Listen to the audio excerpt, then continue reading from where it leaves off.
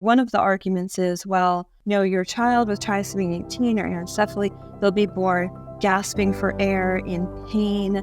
They'll be writhing in pain on the bed, and in just this horrible picture where the woman has only one choice. She is to preserve her life, her fertility. The rate of misdiagnosis in antenatal testing is astonishingly high. It's over 50%. They're not accurate diagnoses in many cases, so a lot of healthy babies are accidentally terminated.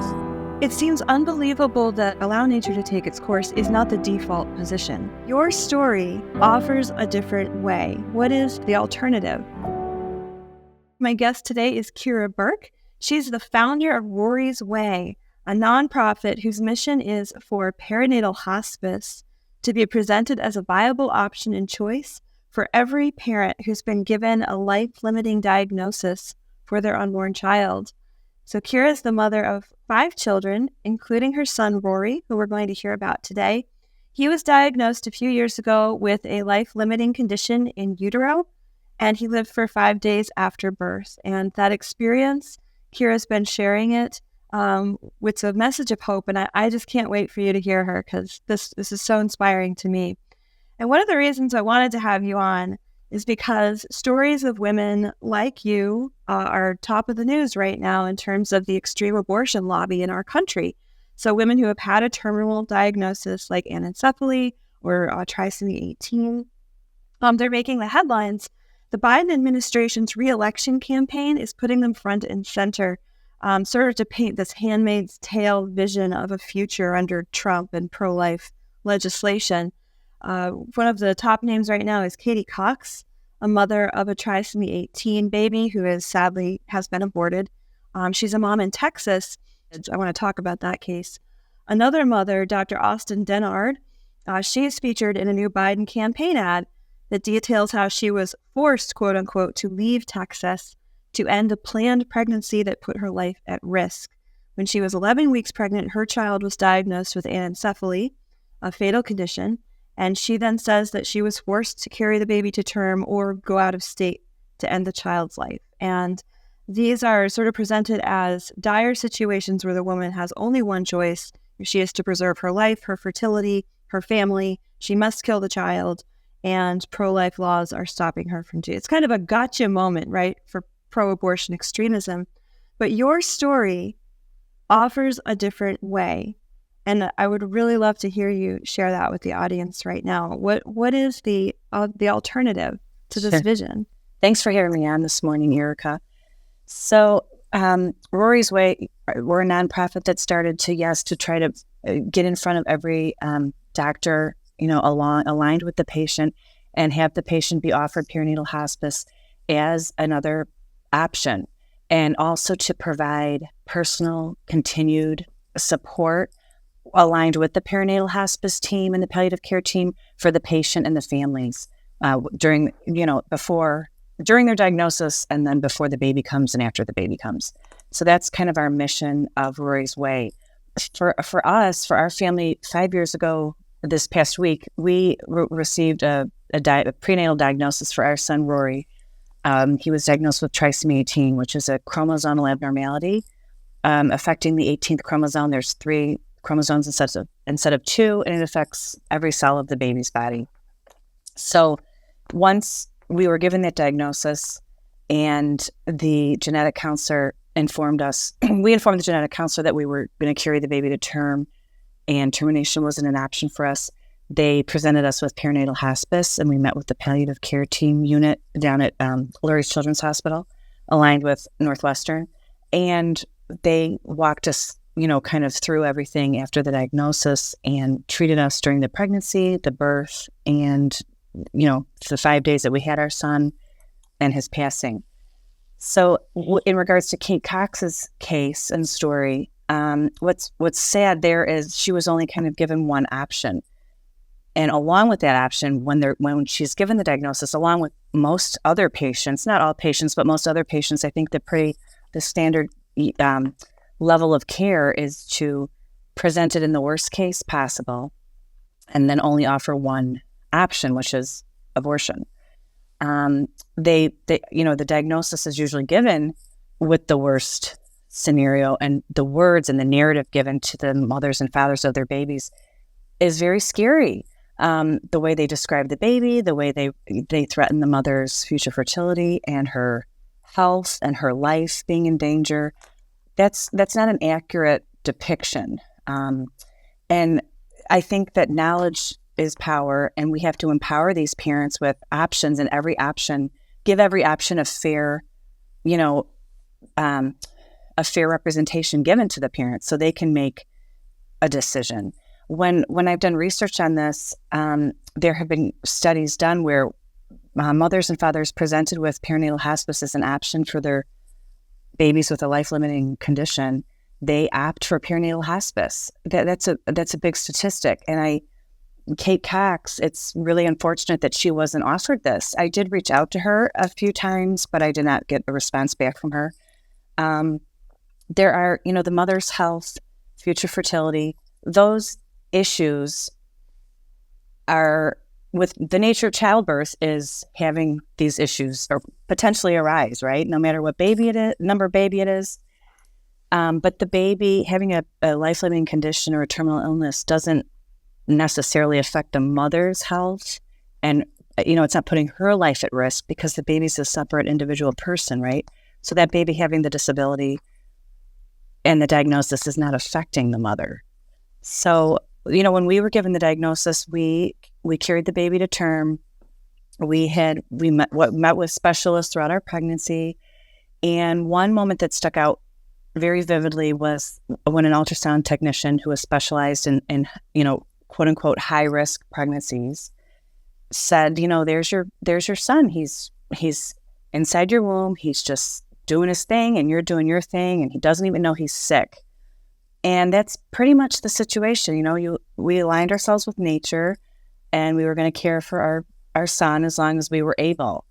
And we received support throughout the whole pregnancy, and we were lucky enough to have friends and family that were supportive as well.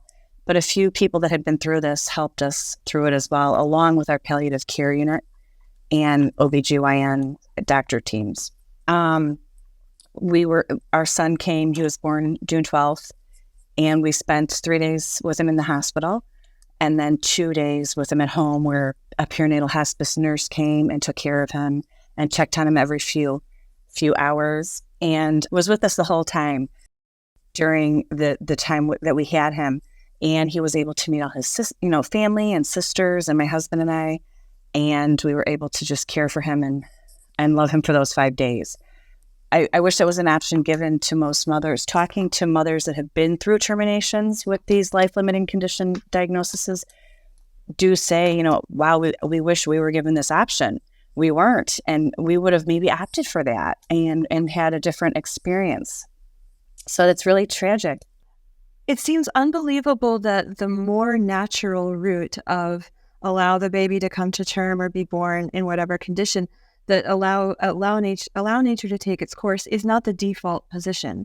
That sort of astounds me. Just what our society emphasizes so much, organic food and living naturally and the earth and all this, but that the first impulse in most of these cases is, here's the diagnosis, the worst will happen, right, and we should terminate the natural process immediately. Right. It's just astonishing. One of the lines on your website, and for anyone who wants to read the whole story, I would encourage them to go to Rory's Way. It's linked in the show notes. But the line that really stuck with me from your testimony was, grief without regret looks very different from grief with regret. Can you talk a little more about those words and that contrast that you're seeing? Sure. So going through this and being part of different groups and support networks and foundations, you meet many parents that have been through this already or are experiencing it currently. And I've seen parents that have been through it and terminated their children, and they have deep grief, which every parent who loses a child does, but they have regret too. And they wish that there was another option. They weren't given that time with their babies. And we have grief too, but we have deep peace knowing that we allowed nature to take its course. We gave him a full shot at life. no matter how long he was going to live. And that gives us peace, knowing that, not having that opportunity. I think you just live with profound regret. I mean, I've seen it with parents. I've seen it firsthand with parents and what they go through.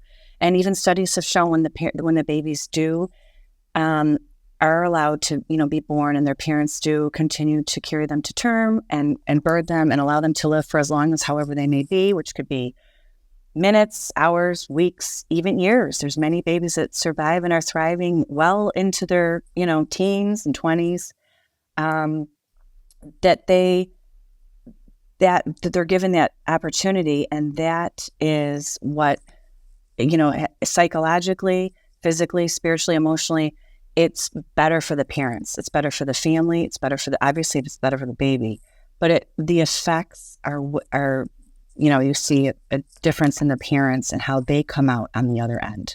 So the natural route, like you were saying, is usually always the best route because it's aligned with nature, and you're aligning yourself also with your maternal instinct and your paternal instinct, which is to care for your baby and protect your baby and, love your baby for as long as you are able to have the baby.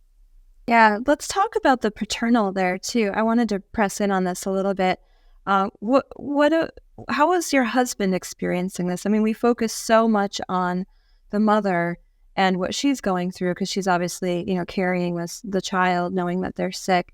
How was it for your husband processing all this and choosing to grieve? Yeah.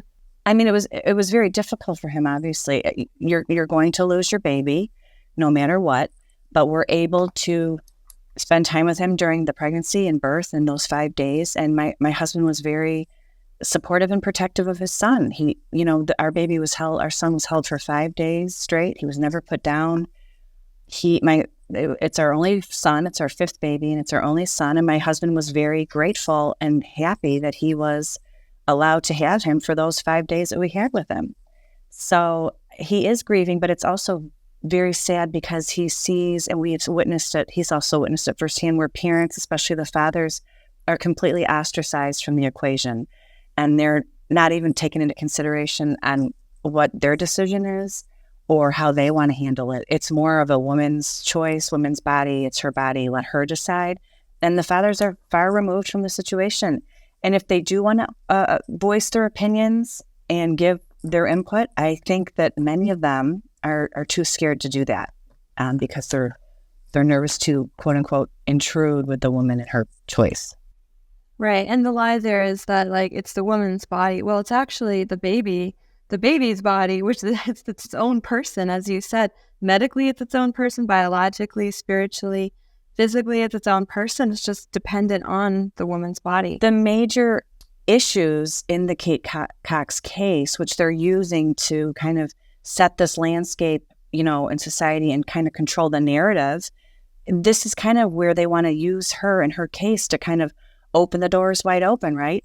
So if you're able to allow, a termination in these situations of a woman's health and or her life in danger, okay, Texas law and most states already have that written into their law that if the mother's life is in imminent danger, a termination is allowed.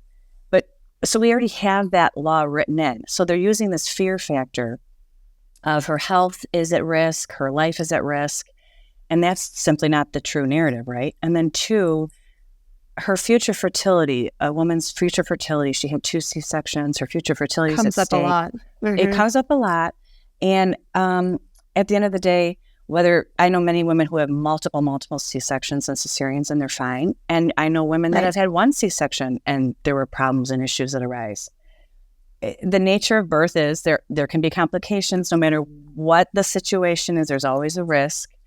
But that's it. In my specific case, I remember distinctly, I had a C-section with my son, Rory. My doctor, my OBGYN, made it very clear and was very adamant that he was being very careful, treating my body after they had taken the baby out and how they were going to make sure and ensure that everything was A-okay for my future fertility, should I want another baby or could have another baby.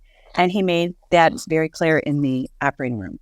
So that's also a part of the narrative that isn't true. And, your future fertility, let's give the other side of that coin. When you're offered an abortion procedure for a baby, with a life-limiting diagnosis, or a healthy baby for that case, the D&C procedures that they do, which is the most common procedure that they do between 13 and 23, 24 weeks, is the uterine lining is scraped with an instrument, with a curette. That can cause uterine rupture too, right? So they're not showing the whole picture. And I think, educating patients with the full knowledge so they can make educated decisions. You have to have all the information, and that's just simply not what's happening.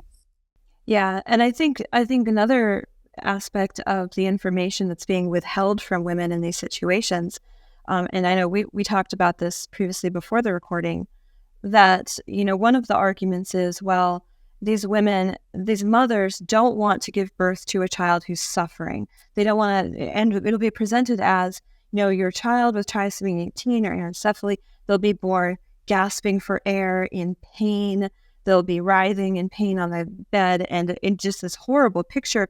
And emotionally, you're already receiving this news that you won't see your child live to adulthood. And at the same time to say, and they'll be suffering so much, it seems to put women in this impossible situation. But again, and I think you had mentioned this to me, that's not taking into account what abortion does to the baby. You want to talk a little bit about that? Yeah. One, they do kind of, that is the narrative that they try to tell people, that the baby's going to be suffering, gasping for air, all these languages that are very, fear-driven. But I know firsthand, and many other families and mothers and fathers that I've worked with and met, that our son didn't suffer at all. We had 5 days with him. He was delivered. He wasn't, he died peacefully in my arms. He didn't suffer whatsoever. And we were very clear on that. The perinatal hospice nurse and the palliative care team were very clear that, they were following the birth plan, and they were treating the baby and treating, Rory as a patient, and making sure that didn't happen. And so that's not accurate information. And I think that they like to use this as a life-limiting condition for, where does this lead people? So first it's a baby with a potential terminal illness, but then it could be Down syndrome, or a cleft lip, or a club foot, or whatever disability or physical feature that, many times can be fixed, or they want to just, I think, where does it end? Then that's opening the door to many other situations. Once one level of suffering is intolerable in your child, what other levels of suffering? So are we going to weed out children for trisomy 21, for Down syndrome, which, yes, we do. We already are. 80% of diagnoses are aborted. And it's really disturbing, too. A study came out, the New York Times covered it last year in 2023.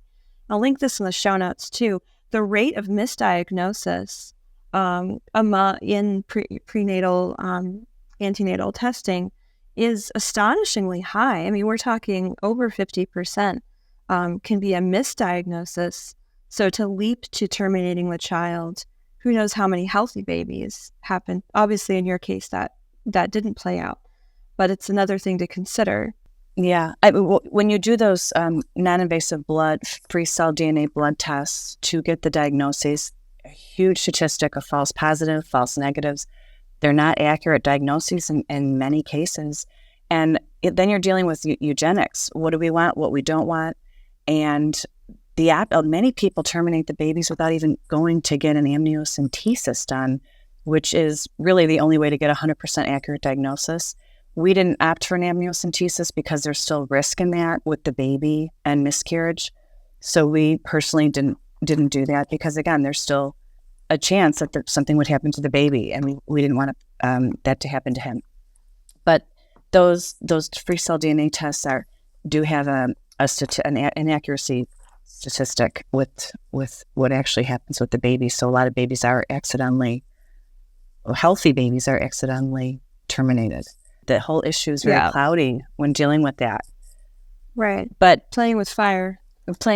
So, what we hoped at Rory's Way is to work with doctors and nurses and genetic counselors and get in front of every single patient. And really, awareness is key.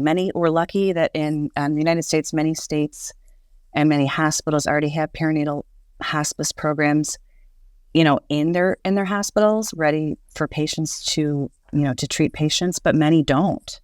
So we're hoping to, make sure every patient's aware that we exist and kind of work with them to partner up to get them in front of, a perinatal hospice program or a doctor that can help them, and just offer continued support from the moment of their diagnosis, through everything.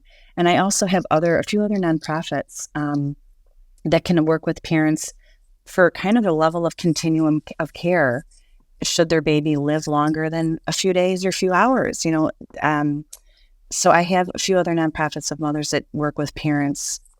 So we're dealing with kind of helping parents throughout the whole process. It's not just the pro-life message of keeping the baby and don't abort the baby. It's right. And then we leave you alone. Right. And then we leave you alone. It's kind of, everyone's here for the whole, duration, with continued support.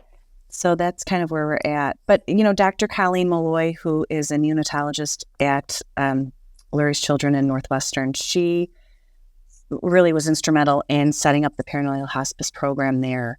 And she, if we can get more doctors like her to do that in every hospital, I think that would have a profound effect on, these situations and really helping patients and giving them full care that every mother and father and baby deserve. Absolutely. And I wanted to mention too, another one of the photos on your website that stuck out to me was of your daughters. I don't know how old they were at the time, but they were involved in the taking care of Rory and the grieving process. So the idea that the whole family can be invited into the life, whatever length of life is given. How are the girls doing now, and what do they remember about that? At the time when I had baby Rory, they were 9, 7, 5, and 4. So they were very young. They were there at the hospital when he was born. They came in right away. They were able to hold him and see him and spend time with him and know him. And, we have feet prints of him and lots of pictures and videos. And it was they were there too also when he passed away in our living room. Everyone was there present when he was there, the whole entire family and extended family. And they realized that, death is part of life. We were able to have him for this long. And they saw kind of death is also very natural too. I know no matter how tragic it is, there's beauty there too. So, you're going to lose your baby. And I think the way you're going to maybe handle it and the outcome that you choose can profoundly affect your whole family. We're able to talk about him openly. We have pictures about him. He's kind of woven into our everyday life. And they talk about him all the time. My baby Rory, my brother Rory. The parents that aren't given this option and aren't allowed this opportunity don't have that chance for their family units to have that completion of the baby that is part of their family. They are silently left to terminate the pregnancy quietly and suffer in silence for the remainder of their life, rather than celebrating the baby's life and acknowledging, his or her life and name, especially with their own children and families and friends and everything. Yeah, the pro-abortion side talks a lot about the oppression and suppression of women. But I think of mothers who have been in this situation and chosen to terminate, that's the suppression of grief, and it's a suppression of the reality of your loss. And the beauty of being able to acknowledge a life openly, to grieve for that life openly, and talk about such a healthier approach to a tragedy. Yeah, it is. When does it stop? If you can, you're really parents wanting to, or doctors too, I think medical teams do this too. The parents don't want to suffer, right? So they're saying, well, we don't want the baby to suffer, but I think a lot of times the parents don't want to suffer and go through this.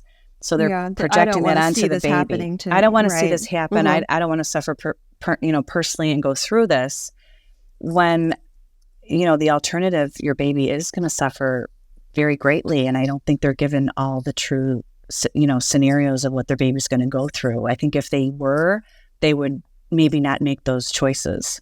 Right. Like, who talks to them about the reality of late-term abortion? And a lot of these are late-term now, right? Because your diagnosis, you were 20 weeks along, right? You're more than halfway through. You're almost to the point of viability. And I don't think that people talk about what it's like for the child to experience an abortion and how it's done. And that's a suffering, because we don't have to see it, that we can tolerate in our kids. Just, it's terrible. And I mean, the D&C procedure, as many of us know, many of us may not know, but it's a dismemberment procedure of the unborn baby. Right. And, that's just, it's not a painless way to go. No, not at all. Or the injection that stops the heart. The cardiac arrest is not painless. That is not painless. Right. So I think it's good to be, when the diagnosis is given to the patients, and also the way you present the diagnosis, I think, matters. Oh, look, your baby is sick. I want to care for you and your baby together, go through this together, have the baby be born, and take it from there, and treat the baby live as we meet the baby and see what the baby needs. As well as the mother, you care for both patients.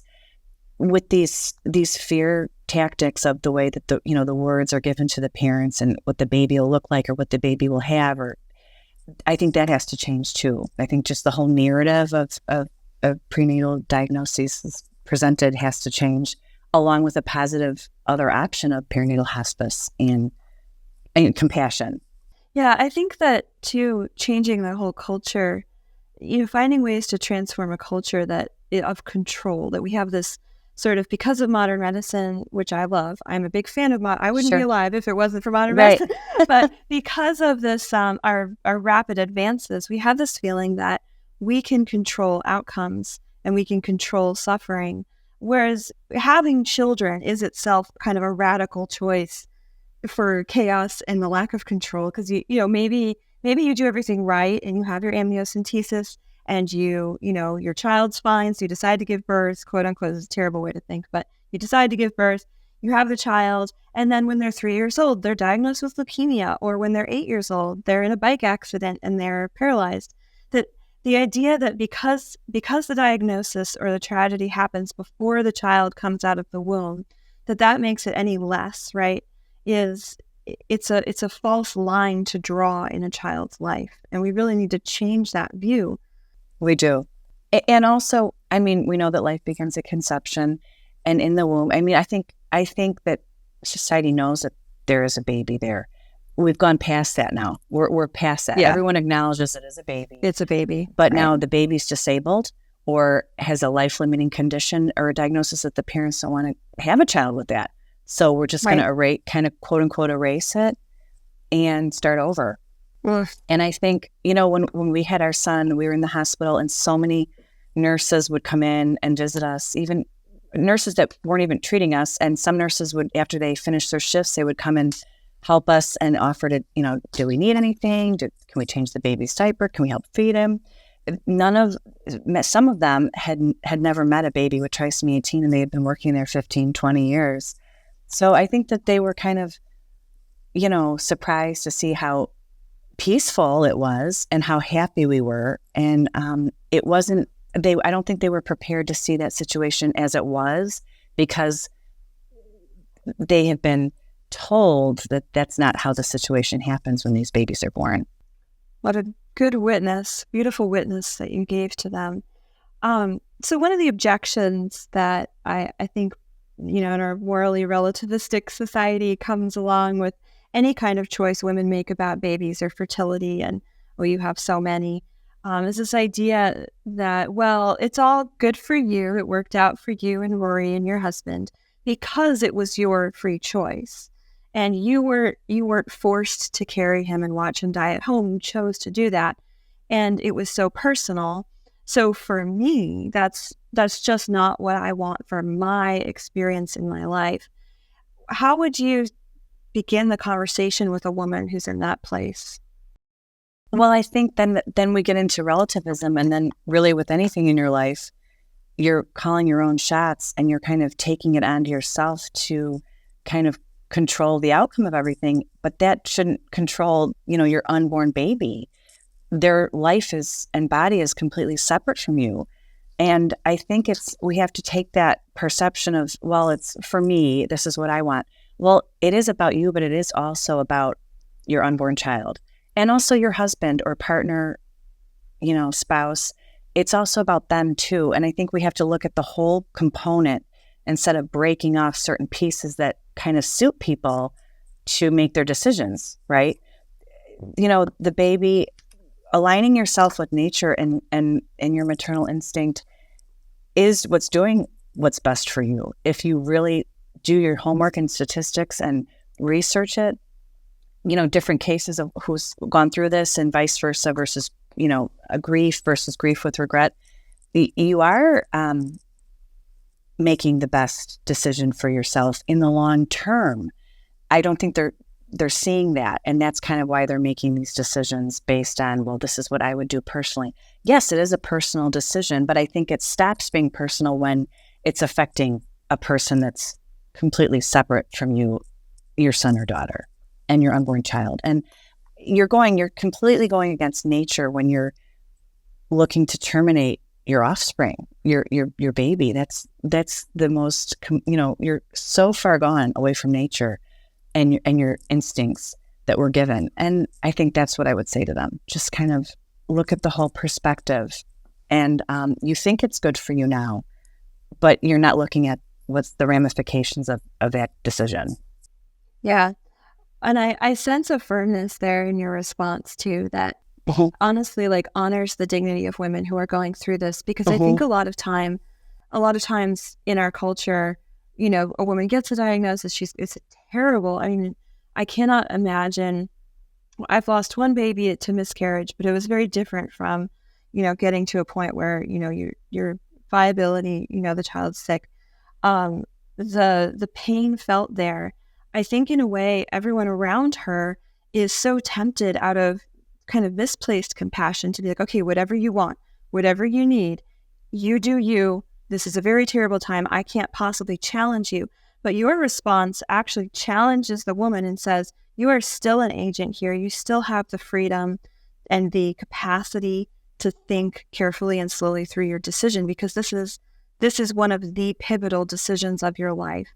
And I appreciate so much not just passing her off as an emotional blob and we have to just help her get over it as fast as she wants to. So yeah, the honor that does to motherhood and to women is so beautiful. I agree with you, Erika.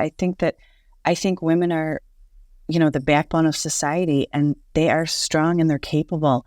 And when you empower them, they're able to do these things, especially with, for their babies and their spouses or partners and kids, and they're able to do that. But when you have, the medical teams telling you otherwise, you second guess yourself. And when you are in an emotional situation and you are overwhelmed, you're in shock, there's a lot of things going on during that, that window of time. And you're still pregnant, which of and you're still itself is pregnant, difficult. right? And I mean, also I've met parents too that have terminated their children with life-limiting conditions and diagnosis because they didn't want their other children to have to, they didn't want to have to know or deal with it or go through it. So there's that too, whereas I think you can, on the flip side, when we found out, we told all of our girls and we said, look, the baby, we're going to name him Rory. We wanted to name him right away. So his personhood was there, and everyone addressed him as his name because we were only going to have him most likely for a short period of time. But he's very, very sick, and let's just see how long we have him. We might not meet him. We might meet him, or he might live for a long time. We don't know until he gets here. And that's kind of how we dealt with it. But we were, they were very blessed and profoundly affected by meeting their little brother. And they saw how, a 5-day life is just as valuable, if not more valuable, than an 80 or 90 or 100-year-old life. It's not time, right? It's not time that makes it valuable, or length. A length of a life doesn't make something valuable, right? It's just intrinsically valuable. So I think that's kind of, your children get to see that. And then they also learn about unconditional love, Yeah, right. If you want your children to be capable of unconditional love, accepting everyone for as God made them, that means everyone. That doesn't mean just the convenient ones or the healthy ones. That means Right. everyone. Absolutely. That's so Yeah. beautiful. Yeah. And just that you had that support around you to be able to realize the fullness of your motherhood for Rory, but also for your daughters. And now, drawing other women to that. That And men the too. good and Yeah. men and your husband, and yeah, the example of your husband, just I amazing. think was saying that, I think when you mentioned before, Erika, I think men have to become more empowered too. They have been weakened in society and feminized, so they're scared, and they just want to automatically take the back seat and let the wife and the mother of the baby make these decisions because they're almost scared to get involved. And also, in many of these situations, they are treated very flippantly, like, well, this doesn't even include you. We're not even going to, involve you in this. Where I think they have to kind of take their masculinity and empower themselves and say, no, I am going to have a decision in this. I'm going to support you, love for you, protect my baby, protect you. You're both valuable, and go from there. I think that's missing too. I think that's a huge part of the puzzle here with many cases, There's the popular joke that and I think Jim Gaffigan just did this on Stephen Colbert. He was like, well, my wife's amazing. She births a baby, blah, blah, blah. My contribution was 5 minutes long. And and everyone laughs and blah, blah, blah. And okay, it's funny. Yeah, I get it. It's funny. I laugh. But the danger of that kind of mentality, if that joke seeps into the men, and if it's said every day again and again in their face, then you get to a situation where the baby really needs its father and the mother really needs the support of the father. And they're like, oh, wait, but I did my contribution. It was that 5 minutes when we hooked up. And that's the perniciousness of the joke, that it's deadly serious. And I agree with you, but I also think men are so stigmatized that they don't want to be perceived as part of the Handmaid's Tale. Like, I'm making my wife carry our baby, and she's a quote unquote walking coffin, like some doctor testified. Yes. That's not the case. You have your beautiful baby, and you're going to care for the baby as long as you're able. Many people miscarry. Miscarriage is very tragic as well. You don't know how long you're going to have the baby, and you're still going to care for that baby because you're not aware that anything's going to happen. But it's some of these prenatal diagnosis tests, they're a blessing and a curse too, right? Because if we didn't have them, you wouldn't know. I mean, there's a lot of diagnosis that can be fixed in utero, and I think in many cases, it's good to be mentally prepared. I think looking back, it was really good because we were able to really soak up that time when I was pregnant with him, but also have a strategized birth plan with care. With care that we had made very clear to the medical team that we wanted to make sure he was honored, with dignity and treated with dignity, in case he didn't live long. And so that was very good that we had that. We had a kind of a plan that would have helped us. Right. So maybe the purpose of prenatal diagnoses should definitely shift from we're going to diagnose a problem and make it go away, which is a lie, to we're going to diagnose a problem so that we can care for the child as a patient, which is the purpose of medicine, to restore and to heal and to help alleviate suffering.